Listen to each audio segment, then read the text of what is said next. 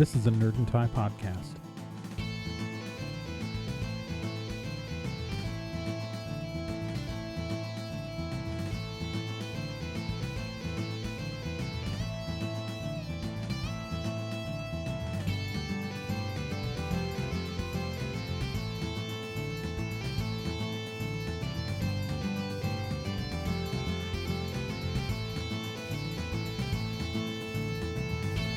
Welcome to BS Free Witchcraft, your monthly guide to the modern witchcraft movement, minus the usual bullshit. We are back in the studio this month, and not me recording on an iPhone in the woods, which is a thing that happened last month because that's where I was. And, you know, it felt authentic to answer questions in a forest with an iPhone, but you know, production value was a little lower. Like, I didn't have that background music that I usually have playing behind me. None of it. Because, again, I was on an iPhone in the woods. Well, during that previous feedback episode, one of the questions I answered was about gender identity and witchcraft. And while I think I covered the specifics that the question asked, it made me want to dive into that topic on a deeper level. Because, you know, that's sort of the whole point of this podcast. I mean, that's what we're here for, right? In theory. I mean, I don't know, maybe you just really like the sound of my voice, but I doubt it. I'm assuming you're here for the information. So, to start things off, I want to reiterate something I'm pretty sure I talked about way back in episode 1, at least briefly. And that is about the word witch, that it is a gender-neutral term. I sometimes see people make claims about where the word came from or what it really means, but here's the thing. Literally no one knows for sure where the word witch came from. It is a mystery, sort of. People have opinions, but no one knows for sure. The one thing we know is that the word witch comes from the Middle English witche, W-I-C-C-H-E, which in turn came from the Old English witcha, W-I-C-C-A, which was the masculine form, and witche, W-I-C-C-E, which was the feminine form. That is it. We do not know the origins of the word any further back than that. Scholars literally disagree about where the words witche and witcha came from. The roots have been lost to time. A lot of different ideas have been proposed, but none are certain. Like, we know it's related to the Old English verb witchian, but that just means to bewitch, and no one knows where that came from either.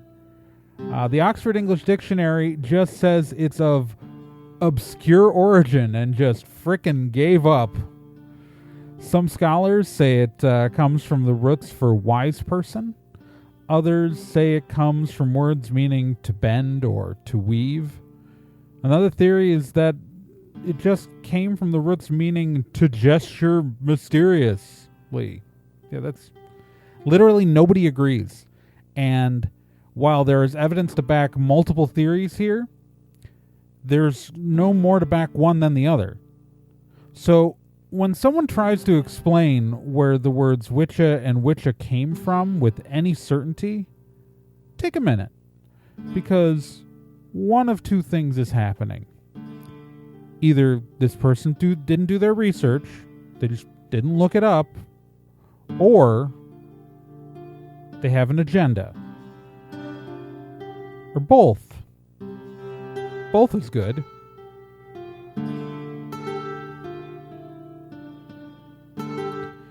Of course, let's be clear. Just because the word witch is gender neutral doesn't mean that every form of witchcraft is. There are forms of witchcraft which are exclusionary to one or more genders. Most famously, Z. Budapest's Dianic Wicca is a form of witchcraft which is supposed to be exclusively practiced by women. Now, when Z Budapest says women, she is referring to assigned female at birth people and is essentially just talking about cis women. But that isn't to say there aren't Dianic groups that are open to non-binary and trans women. Quite the contrary. But it's important to remember that Z Budapest herself is trans exclusionary. But I think that is such a big ball of wax, like such a big topic to dig into that gets its own episode. We're gonna talk about that on its own another day. It touches something important, though, and that is some forms of witchcraft aren't always the most enlightened paths. There is and has been backwards thinking regarding gender in witchcraft circles since always. People like to hold up witchcraft as like this enlightened thing because, especially religious witchcraft, because traditional religions have been so patriarchal in structure, at least in Western society, in most of our lifetimes, that the idea of female-centric religion seems immediately more progressive, and maybe it is, but that doesn't mean it can't be incredibly regressive if in certain traditions. You know, there is and has always been backwards thinking regarding gender in witchcraft circles since always. You're going to find authors and witches who aren't always as progressive as they either tell people or think they are themselves. There's a problem I noticed a long time ago, and that there are a lot of people who, while younger, expose themselves to new ideas and think of themselves as fairly liberal and progressive. But then, as they get older, life gets in the way and they kind of sequester themselves off in the suburbs mostly, and while they still think of themselves as progressive, they think they're open to new ideas, the world moves on without them while they're separated from it. And then they get incredibly offended at being accused of holding a regressive idea because in their mind, they're the liberal one. They can't have a regressive idea. It's a whole thing. And so, what does that have to do with gender identity and witchcraft? Well, a lot. When you pick up a lot of witchcraft books, especially Wiccan ones, you see a lot about feminine and masculine energies. I mean, with Wicca, the most common form of modern witchcraft, it's built right into the system. It's a religious form of witchcraft that literally centers on a goddess and god. A lot of Wicca is focused on the cycle of fertility, and its great rite centers on a symbolic version of heterosexual sex. If you've not looked into it, this is true. You literally stick the knife penis into the cup vagina. I'm going to give you a moment to sit with that. Also, just as an aside, I've been a Wiccan for like over 20 years. And the Great Rite is something I don't even bother with. I honestly think it's just something horny dudes stuck into the religion to try to get laid. Like, if you're into it, cool. That's great. But leave me the heck out of it. I mean, this is like the Skyclad thing all over again, and I have some issues with it. But maybe at some point here I should wander back to the point. Anyways, some Wiccans go so far as many Wiccans attribute gender to the elements. The feminine ones are usually earth and water, and the masculine elements are fire and air. But there's so much bullshit gender essentialist thinking in this. When you break it down, it seems harmless at first, but when you look at them, or the reason why the elements have those genders, it always comes down to Masculine is seen as active, while feminine is seen as passive. In the example of the elements, it might not be obvious, but this reinforces that idea. You'll hear people talk about earth and water being calm and persistent. In other words, passive, while air and fire are wild and moving, or active. Is this the only way to look at these elements? Absolutely not. But you'll see a lot of books in which use this language.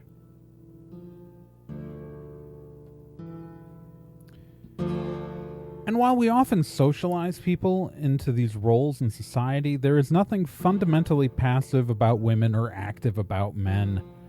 We just tell people they should act that way. In all honesty, when you look at it, I've never met a less passive group of people than witches, regardless of gender. If we were passive people, we probably wouldn't have been drawn to witchcraft in the first place. No one passive curses their enemies. I'm just saying. That's just not a thing. Yet this is passed around everywhere.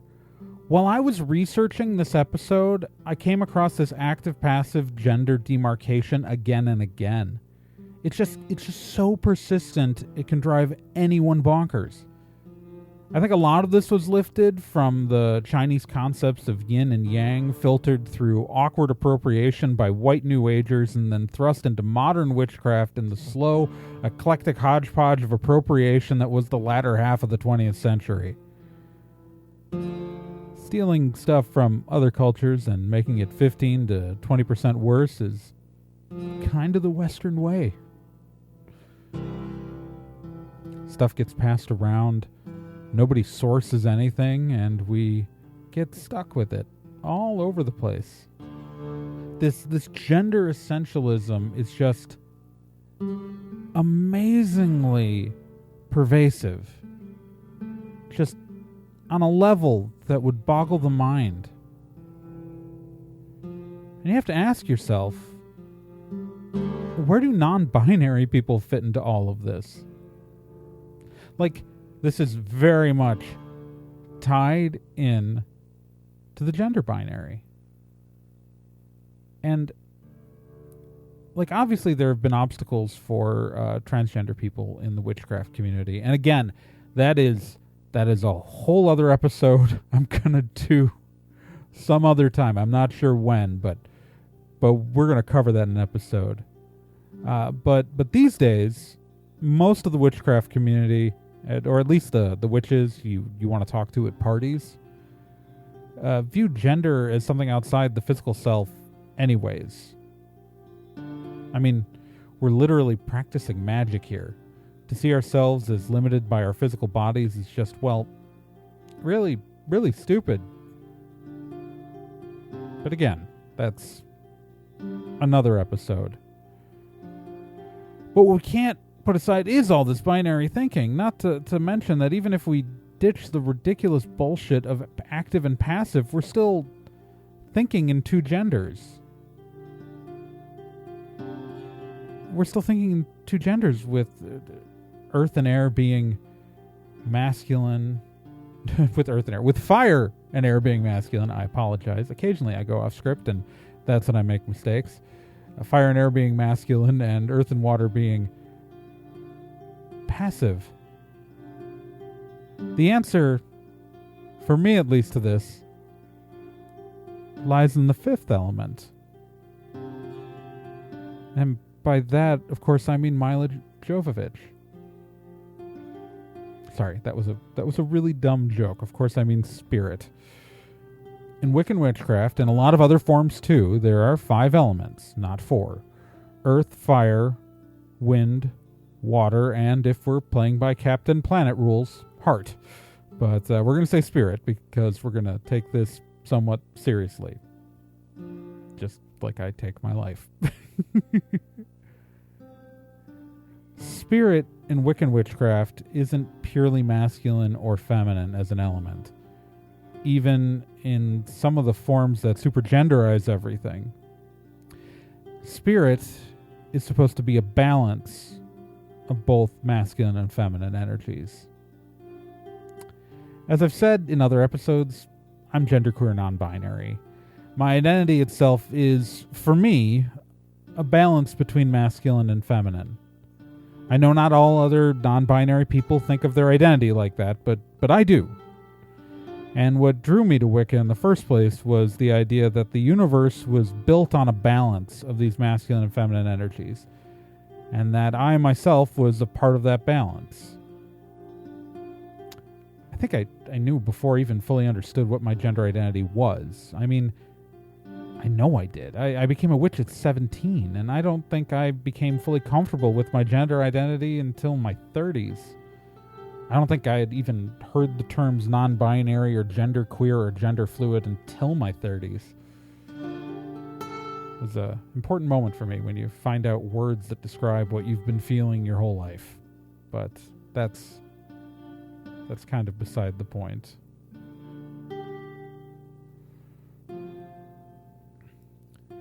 The idea, though, that those masculine and feminine energies, those aren't the bullshit active and passive duality that's been hoisted on generations of witches in poorly written books by hack authors.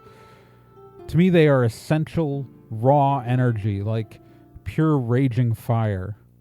Different, but related. That's my conception. You can still conceive of masculine and feminine energies being different without attributing these bullshit stereotypes that have been bound into them. And you don't have to think of them that way either. You can reject the idea of gender and magic altogether if you want. You can use a completely different conception of it. You can embrace it or ignore it. This is your practice. You are your own person. How you conceptualize your craft is completely up to you. None of us know what the hell we're doing, and anyone who pretends to know what the hell they're talking about probably knows the least. Or is an asshole. There are a lot of assholes out there. My point is that we just need to avoid falling into the bullshit traps of gender essentialism. The idea of the passive feminine and active masculine is absolute garbage, and anyone trying to sell that to you should be thrown out right with it. I want to be clear. It's okay to see active and passive as its own duality. I'm not telling you to scrub that from your practice. I'm technically not telling you to scrub anything from your practice. You're doing your own thing. But I think it's harmful to link these directly to the idea of gender. I mean, these are not innate traits. These are not built in to gender. They're not. It just isn't. None of this is that simple. And maybe that's okay. Like, complications aren't sins. Gender identity isn't simple, so how it relates to our magical systems doesn't have to be either. It's when we try to force complex ideas into simple frames that we lose sight of the beauty of it all. You can't simplify this stuff because you can't simplify people. And if there's anything this show helps you with, I hope it's helping you develop the tools to see through bullshit like this when you come across it. Toss out gender essentialism from your practice and read sources critically. When someone repeats this stuff, ask, why is the author repeating this? What was their motivation? Was it because it's just what they were taught? Was it because they didn't do their research? Or was it because they were trying to pitch an idea and was there another reason behind it? Hopefully that made some sort of sense. Thank you guys for sitting through this somewhat rant of an episode. I'm glad you guys are sticking with us, where the podcast is almost a year old at this point.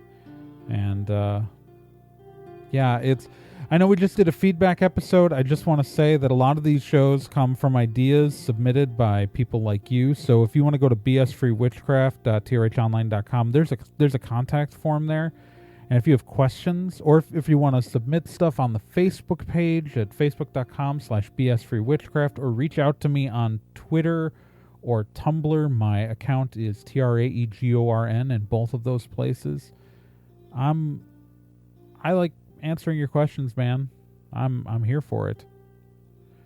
And remember, this show is run on support from listeners like you. I have a Patreon at patreon.com/TRAEGORN. And, yeah. I'm glad you guys are sticking around. It's been an interesting journey so far, and I think it's going to get more interesting. And with that, I'm still going to figure out how to end this show. It's been a year, and I still can't figure out a nice little end catchphrase, but whatever. I wish you all the best of luck in your practice, and remember, this show is a part of the Nerd and Tie Network. If you want to listen to other great shows on the network, there's the Nerd and Tie Podcast, which is a podcast dedicated to geeky and nerdy things and the convention scene. On this last episode that came out in August, we talked to David Boop, part of the team rebooting Bureau 13, Stalking the Night Fantastic for the Savage Worlds game system. And there's a really interesting half-hour-long interview in the middle of that episode that I think is a lot of fun. All about how they're bringing the game back and their upcoming Kickstarter. You should check that episode out. It's a lot of fun. And until then, my fellow chickens, I will bid you all a fond adieu. Because, well, that's what I got this month. See you all in September. And have a happy Mabon if I do the episode after that, and I haven't said that anyways. Whatever. Good night. Good day, good morning, or whatever time of day it is where you happen to exist at this current moment in time. Because that's a thing normal humans say to each other, right? I don't know. That's what I'm going with.